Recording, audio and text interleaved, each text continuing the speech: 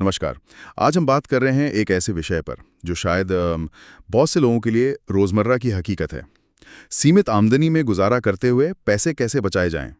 ये सुनने में ही सच कहूं तो थोड़ा तनावपूर्ण लग सकता है। बिल्कुल। हमारे पास जो जानकारी है वो सिर्फ किताबी बातें नहीं है। इसमें ऐसे ठोस मतलब व्यवहारिक कदम बताए गए हैं जिन्हें आजमाया जा सकता है और जिनका असर भी दिख सकता है। हाँ। तो आज की इस चर्चा का मकसद है इसी जानकारी के जरिए वित्तीय स्थिरता पाने और रोज के पैसों वाले तनाव को कम करने के कुछ रास्ते समझना। हाँ, और इसमें एक दिलचस्प बात और भी है।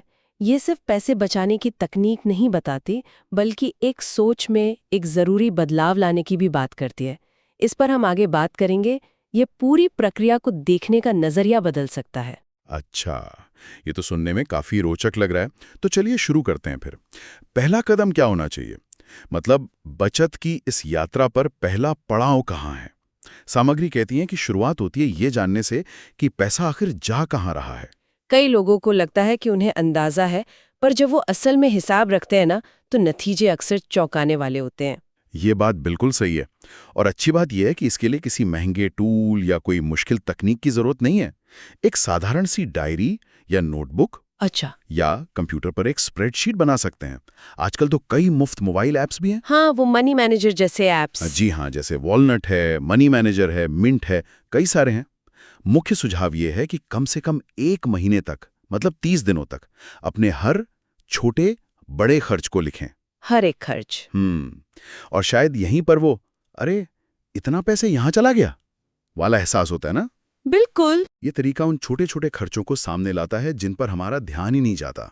जैसे रोज सुबह दफ्तर जाते हुए वो 50 रुपए की चाय हाँ, या महीने में 2-3 बार बाहर से खाना मंगा लिया। ये अकेले देखो तो छोटे लगते हैं, सही कहा। पर जब महीने भर का हिसाब जोड़ो तो पता चलता है कि ये मिलकर एक ठीक ठाक रकम बन जाते हैं। हाँ, ये सिर्फ खर्च लिखने की कसरत नहीं है।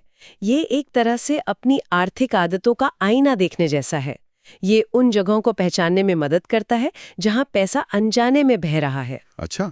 एक बार ये तस्वीर साफ हो जाए तो फिर ये सोचना आसान हो जाता है कि कहाँ थोड़ी कटौती की जा सकती है, और वो भी बिना ये महसूस किए कि भाई जीवन से सारी खुशियां ही चली गई। तो पहला कदम हुआ अपने खर्चों को बारीकी से जानना। ठीक है। इसके बाद जाहिर है अगला सवाल ये उठता है कि जब पैसा सीमित है तो हम अपने खर्च करने के तरीके को कैसे प्राथमिकता दें।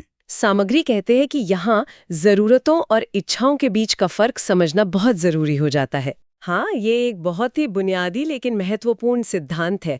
जरूरतें वो है जिनके बिना हमारा जीवन चलाना मुश्किल है, जैसे घर का किराया या लोन की किश्त, राशन पानी, बिजली पानी के बिल, काम पर आने जाने का खर्च, ये सब जरूरतें हैं। और इच्छाएं? इच्छाएं वो चीजें हैं जो शायद जीवन को थोड़ा और आरामदायक या मजेदार बनाती हैं, पर जिनके बिना भी काम चल सकता है। जैसे बार बार बाहर रेस्टोरेंट में खाना, या ऐसी कई ऑनलाइन सब्सक्रिप्शन जिनका हम ज्यादा इस्तेमाल ही नहीं करते। हाँ, वो ओटीटी प्लेटफॉर्म वगैरह। जी, या फिर नए फैशन के कपड़े खरीदना जबकि अलमारी में पहले से ही पहनने लायक कपड़े मौजूद हैं। लेकिन क्या ये जरूरत और इच्छा की रेखा कभी-कभी धुंधली नहीं हो जाती? जैसे आजकल इंटरनेट, क्या वो जरूरत नहीं है? सामग्री इस पर कुछ कहती है। ये एक बहुत वाजिब सवाल है, और सामग्री ये नहीं कहती कि हर इच्छा बुरी है या उसे पूरा ही नहीं करना चाहिए, बल्कि ये एक समझदारी भरा नजरिया अपनाने की बात करती है। वो एक सरल सवाल सुझाती है जो किसी भी गैर जरूरी खरीदारी से पहले खुद से पूछा जा सकता है। क्या सवाल? सवाल ये है, अगर कल को मेरी आमदनी का जरिया बंद हो जाए तो क्या ये चीज मेरे लिए उतनी ही महत्वपूर्ण होगी? ओह, ये तो सोचने पर मजबूर करता है। हाँ, ये सवाल हमें एकदम से कुछ खरीदने के आवेग से रोकता है और सोचने पर मजबूर करता है कि क्या ये खर्च वाकई जरूरी है या इसे टाला जा सकता है। ये तात्कालिक खुशी के बजाय लंबी अवधि की स्थिरता को प्राथमिकता देने में मदद करता है। ये सोचने का एक अच्छा फ्रेमवर्क है। ठीक है, तो खर्चों को समझा, जरूरतों को प्राथमिकता दी, अब आते हैं तीसरे कदम पर। मुझे लगता है ये बचत पर बड़ा असर डाल सकता है। सामग्री कहती है कि अपने निश्चित खर्चों को मतलब फिक्स्ड एक्सपेंसेस को कम करना बचत बढ़ाने का एक बहुत प्रभावी तरीका है। ये वो खर्चे हैं जो हर महीने लगभग तय होते हैं। बिल्कुल, और ये तरीका इसलिए कारगर है क्योंकि यहाँ की गई बचत हर महीने अपने आप होती रहती है। आपको हर बार सोचना नहीं पड़ता। अच्छा। स्रोत सामग्री इसके कुछ ठोस उदाहरण देती है, जैसे रहने का खर्च, किराया वगैरह। हाँ, क्या किराया किसी भरोसेमंद साथी के साथ बांटा जा सकता है, या क्या आसपास कोई थोड़ी सस्ती जगह मिल सकती है? ये बड़े फैसले हैं, लेकिन इनकी बचत भी काफी बड़ी हो सकती है। और फिर है बिजली पानी वगैरह के बिल। यहाँ छोटे बदलाव भी बड़ा फर्क ला सकते हैं, जैसे साधारण बल्ब की जगह LED बल्ब लगाना या कमरे से निकलते वक्त पंखे लाइट बंद करने की आदत डालना। हाँ, ये तो किया जा सकता है। फिर आने जाने का खर्च, अगर मुमकिन हो तो अपनी गाड़ी की जगह पब्लिक ट्रांसपोर्ट इस्तेमाल करना या कार पूलिंग। हाँ, सहकर्मियों के साथ कार पूलिंग। इससे पेट्रोल, रख रखाव, पार्किंग सब में बचत हो सकती है। और वो सब्सक्रिप्शंस? जी, वो भी। उन तमाम OTT सेवाओं, एप्स या जिम मेंबरशिप्स को देखिए जिनका आप नियमित इस्तेमाल नहीं कर रहे हैं। उन्हें बंद करने से हर महीने सीधे सीधे पैसे बचते हैं। यहाँ ये बात ध्यान देने वाली है कि इन निश्चित खर्चों में की गई एक बार की कटौती का फायदा लंबे समय तक मिलता है। ये उस रोज की चाय छोड़ने से अलग है जहां हर बार इच्छा शक्ति की जरूरत पड़ती है। आपने सही पकड़ा, बिल्कुल। ये एक तरह से सेट करो और भूल जाओ वाली बचत है। एक बार आपने खर्च कम कर दिया तो वो बचत हर महीने होती रहेगी। चलिए अब आगे बढ़ते हैं चौथे कदम की ओर, खाने पीने और किराने की खरीदारी में समझदारी। सामग्री इशारा करती है कि घर के बजट का एक बड़ा हिस्सा अक्सर खाने पीने पर ही खर्च होता है, खासकर कम आमदनी वाले घरों में। हाँ, और यही वजह है कि यहाँ बचत की काफी संभावनाएं छिपी होती हैं। स्रोत सामग्री कुछ बहुत ही प्रैक्टिकल नुस्खे सुझाती है। पहला, भोजन की योजना बनाना, मतलब हफ्ते भर में क्या पकेगा इसका एक मोटा मोटा मेन्यू पहले से सोच लें। इससे क्या फायदा होगा? इससे आप बाजार से केवल वही सामान खरीदेंगे जिसकी वाकई जरूरत है। फालतू की चीजें खरीदने से बचेंगे। इम्पल्स बाइंग कम होगी। अच्छा, और दूसरा? दूसरा, थोक में खरीदना। अनाज, दालें, चावल जैसी चीजें जो जल्दी खराब नहीं होती, उन्हें अगर बड़ी मात्रा में खरीदा जाए तो वे अक्सर सस्ती पड़ती हैं। बस ये देख लें कि उन्हें ठीक से स्टोर करने की जगह हो आपके पास। ठीक है। तीसरा, और शायद सबसे अहम, घर पर खाना पकाना। बाहर का खाना या ऑनलाइन ऑर्डर करना भले ही हफ्ते में 1-2 बार ही क्यों ना हो, बजट पर भारी पड़ सकता है। घर पर बना खाना लगभग हमेशा सस्ता पड़ता है और ज्यादा सेहतमंद भी होता है। निश्चित रूप से। चौथा नुस्खा है खाने की बर्बादी रोकना। अक्सर हम बचा हुआ खाना फेंक देते हैं। थोड़ी सी प्लानिंग से उसे अगले वक्त के खाने में इस्तेमाल किया जा सकता है। इससे न सिर्फ पैसा बचता है, बल्कि खाने का अनादर भी नहीं होता। और घर पर खाना पकाने वाली बात तो दोहरी फायदेमंद है। पैसा भी बचता है और सेहत भी बेहतर रहती है। बाहर के खाने में अक्सर तेल, मसाले, पता नहीं क्या क्या होता है। बिल्कुल, ये पैसे और स्वास्थ्य दोनों के लिए एक समझदारी भरा कदम है। तो ये तो हुई खर्चों को संभालने की बात। अब आते हैं 5वें कदम पर, जो बचत की आदत डालने से जुड़ा है। एक मशहूर कहावत है, सबसे पहले खुद को भुगतान करें। पे योरसेल्फ फर्स्ट। सामग्री इस पर क्या कहती है? सामग्री इस सिद्धांत पर काफी जोर देती है।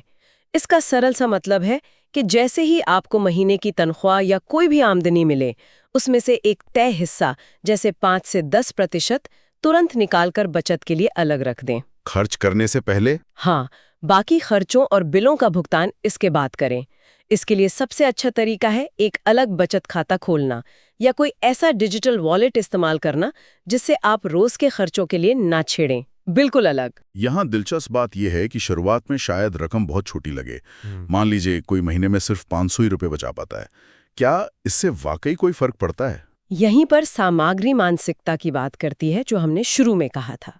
शुरुआत में रकम छोटी हो सकती है, पर महत्वपूर्ण है नियमितता, आदत बनाना। अच्छा। वो 500 रुपये महीना भी साल भर में 6000 रुपये बन जाता है, और उस पर मिलने वाला ब्याज अलग। पर इससे भी ज्यादा जरूरी ये है कि ये आपको एक अनुशासन सिखाता है। ये इस विश्वास को मजबूत करता है कि हाँ, मैं बचत कर सकता हूँ या कर सकती हूँ, और यही विश्वास आगे चलकर और ज्यादा बचत करने की प्रेरणा देता है। ये एक पॉजिटिव साइकिल शुरू करता है। ये बात तो सही है। आदत बनाना शायद पहली मुश्किल पार करने जैसा है। अच्छा, हमने खर्चों पर नजर रखने, जरूरतों को समझ में, निश्चित लागतें घटाने, खाने पीने में समझदारी दिखाने और नियमित बचत की आदत डालने की बात की। लेकिन एक सच्चाई ये भी है, और सामग्री भी शायद इस ओर इशारा करती है, कि आप कितना बचा सकते हैं इसकी एक सीमा है, खासकर अगर आमदनी ही बहुत कम हो। बिल्कुल, आप एक सीमा तक ही खर्च कम कर सकते हैं। इसीलिए समीकरण का दूसरा और उतना ही महत्वपूर्ण हिस्सा है, जहां तक संभव हो अपनी आमदनी बढ़ाने के रास्ते तलाशना। छठा कदम इसी पर केंद्रित है। तो इसके क्या तरीके हो सकते हैं? स्रोत सामग्री कुछ ऐसे आइडियाज देती है जिन्हें लोग अपने मुख्य काम के साथ या खाली समय में अपना सकते हैं। जैसे? Side hustle? हाँ, जैसे इंटरनेट पर आधारित स्वतंत्र काम। अगर आपके पास कोई हुनर है, जैसे लिखना, ट्रांसलेशन, डिजाइन, कोडिंग या सिंपल डेटा एंट्री, तो कई ऑनलाइन प्लेटफॉर्म्स हैं जहां इस तरह के काम मिल सकते हैं। फ्रीलांसिंग जिसे कहते हैं? जी हाँ। दूसरा, पार्ट टाइम ट्यूशन। अगर आप किसी विषय में अच्छे हैं तो छात्रों को पढ़ाकर अतिरिक्त आय हो सकती है। ये भी अच्छा विकल्प है। तीसरा, पुरानी या गैर जरूरी वस्तुओं की बिक्री। घर में अक्सर ऐसी चीजें होती हैं जिनका हम इस्तेमाल नहीं करते, उन्हें ऑनलाइन या लोकल मार्केट में बेचने से कुछ नकदी मिल सकती है। सही, आजकल कई ऐप्स हैं इसके लिए। बिल्कुल। और चौथा, एक छोटा घरेलू व्यवसाय शुरू करना, अपनी रुचि और हुनर के हिसाब से। जैसे घर का बना खाना सप्लाई करना, या हाथ से बनी चीजें बेचना, या सिलाई कढ़ाई का काम, कुछ भी। इनमें से कोई भी तरीका अगर थोड़ा सा भी चल निकले तो महीने में कुछ हजार रुपयों की अतिरिक्त आमदनी दे सकता है। और ये अतिरिक्त पैसा या तो सीधे बचत में जा सकता है, हाँ, या जरूरी खर्चों को पूरा करने में मदद कर सकता है, जिससे मुख्य आमदनी पर दबाव कम होगा। सही कहा। ये आपको थोड़ी वित्तीय सांस लेने की जगह देता है और केवल खर्चों में कटौती पर आपकी निर्भरता कम करता है। और अब हम आते हैं उस 7वें और आखिरी कदम पर जिसका जिक्र आपने शुरू में किया था, मानसिकता में बदलाव। ये क्या है और ये इतना महत्वपूर्ण क्यों है? ये शायद सबसे शक्तिशाली लेकिन सबसे अनदेखा किया जाने वाला पहलू है। स्रोत सामग्री का सार ये है, इस बात पर बहुत ज्यादा ध्यान मत दीजिए कि आप कितना कम कमाते हैं। अपना ध्यान इस पर लगाइए कि आप अपनी कमाई में से कितना रख पाते हैं, मतलब कितना बचा पाते हैं। ये बहुत आसान है कि हम दूसरों को देखें, उनकी आमदनी देखें और निराश हों या खुद को कम समझें।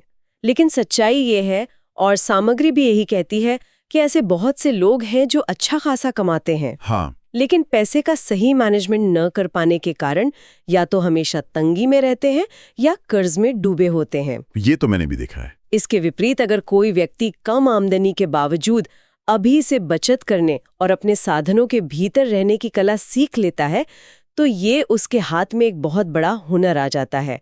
जब भविष्य में उसकी आमदनी बढ़ेगी, और हमें उम्मीद करनी चाहिए कि समय के साथ ऐसा होगा, तो ऐसे व्यक्ति का वित्तीय रूप से मजबूत होना लगभग तय है। क्यों? क्योंकि उसके पास पहले से ही अनुशासन और पैसे को संभालने की अच्छी आदतें मौजूद होंगी। ये वर्तमान में भविष्य के लिए एक मजबूत नींव रखने जैसा है। वाह, ये वाकई सोचने का एक बिल्कुल अलग नजरिया है। ये हालात पर नियंत्रण की भावना देता है, भले ही बाहरी परिस्थितियां मुश्किल हो। तो अगर हम आज की चर्चा को समेटें, तो हमने सीमित आमदनी में भी पैसे बचाने के कुछ ठोस तरीकों पर बात की जो हमारी स्रोत सामग्री से निकले हैं। जी। हमने देखा, पहला, हर रुपए के खर्च का हिसाब रखना क्यों जरूरी है। दूसरा, जरूरतों और इच्छाओं के बीच सोच समझकर संतुलन बनाना। हाँ। तीसरा, अपने हर महीने के पक्के खर्चों यानी निश्चित लागतों को कम करने के तरीके खोजना। जी। चौथा, किराने की खरीदारी और खाने पीने की आदतों में समझदारी लाना। बिल्कुल। पांचवा, आमदनी आते ही सबसे पहले बचत के लिए एक हिस्सा अलग रखने की आदत डालना। जी। छठा, और जहां मुमकिन हो आमदनी बढ़ाने के अतिरिक्त अवसर तलाशना। जी। और सातवां और सबसे आखिर में इस सोच को अपनाना कि हमारी वित्तीय सेहत इस बात से तय नहीं होती कि हम कमाते कितना है, बल्कि इस बात से कि हम बचाते कितना है। बिल्कुल सही। और इस पूरी बातचीत से एक अंतिम विचार जो उभरता है वो ये है कि बचत का मतलब सिर्फ कटौती करना या खुद को अच्छी चीज़ों से रोकना नहीं है। असल में ये भविष्य के लिए अपने हाथ में कंट्रोल, सुरक्षा और विकल्प यानी ऑप्शंस लाने का एक तरीका है। ये जानने का सुकून है कि अगर कल कोई अचानक ज़रूरत आ पड़ी या भविष्य में कोई बड़ा लक्ष्य हासिल करना हुआ तो आपके पास उसके लिए साधन मौजूद होंगे। सही बात है। तो शायद सुनने वालों के लिए सोचने वाली बात ये हो सकती है, आज इस बातचीत को सुनने के बाद वे अपनी वित्तीय स्थिति को थोड़ा बेहतर बनाने के लिए कौन सा सिर्फ एक छोटा सा कदम उठा सकते हैं। क्या वो आज से ही अपने खर्च लिखना शुरू करना होगा, या किसी ऐसी ऑनलाइन सेवा की सदस्यता रद्द करना जिसका वे इस्तेमाल नहीं करते, या शायद सिर्फ 100 रुपए ही अपने बचत खाते में अलग से डालना। सामग्री यही कहती है कि हर छोटा कदम मायने रखता है और एक बड़ी यात्रा की शुरुआत बन सकता है।